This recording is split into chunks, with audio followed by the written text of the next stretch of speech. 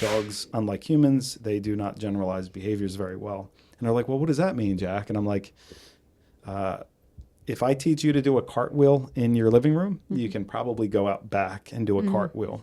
But if I teach your dog something in here, it doesn't mean your dog's going to be able to or understand that they should also do it out there upon your request. Yeah. There's also So a lot like, more oh, stimuli wow. in the environment that's distracting. That's offers more reinforcers Correct. or whatever. So Yes. why the hell am I? They're like, oh, well, I called the dog back. The dog wouldn't come back. Well, listen, Sally, I'm going to tell you right now.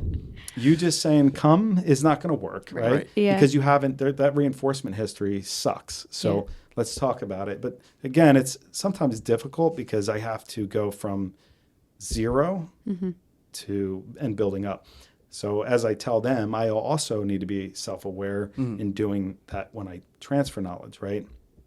So they'll go, oh, yeah, I want my dog to heal. And I'm like, look, first and foremost, you don't need your dog to walk by your side all the time. That's ridiculous. It's a dog. You want to take your dog out, let them sniff and be a dog, right? Enrichment, stimulation, all that good stuff. That'll pay off later, trust me. But, yeah, having a cool heel or foos or whatever you want to call it, it is pretty cool when you need it, right?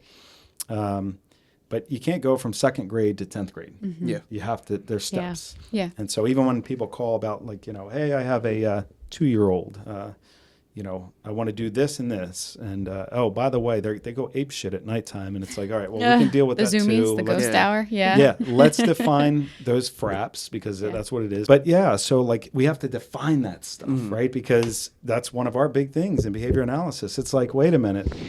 Oh, I'm nuts. Well, what does that really mean, right? Yeah. It means something for us in our little society, subculture, whatever you want to call us, but it doesn't mean shit to the person who's in an island in the middle of the Pacific. Yeah.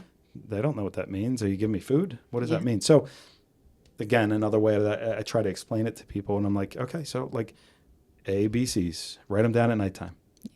What happens right before that behavior? What's that behavior? Let's define that behavior. What happens right before it? That's A, right? Yeah. B, and then C, the consequence. Consequences shape behaviors, tracking. And they're like, I'm like, so write that stuff down. And what I like about that is that oftentimes they'll text or call me before our next session. That's cool. And they're like, hey, buddy, guess what? This has happened 12 times in the last 2 days. And I'm like, yeah, what's your consequence been? Yeah. And they're like, this. And I'm like, yeah. Well, it's not working. That was not a good consequence. So not mad at you. I actually love you for letting that come to life for you. So now how do we deal with it?